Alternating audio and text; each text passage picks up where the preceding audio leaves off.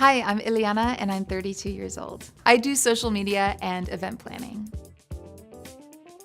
I'm gonna be a bridesmaid for the first time in my friend's wedding. There's gonna be a lot of photos taken, and I wanted my crow's feet and my frown lines to be less noticeable.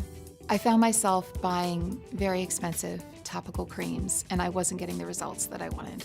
I've had friends who've been treated with Botox cosmetic, and I thought, you know what, now it's my turn. I made an appointment and I found out it's right for me.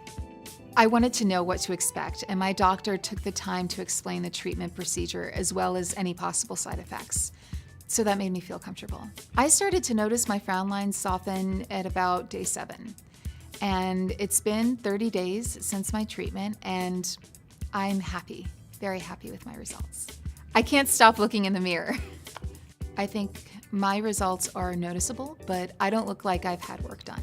Now I don't feel like I'm covering up my frown lines and crow's feet because I talked to my doctor about Botox cosmetic.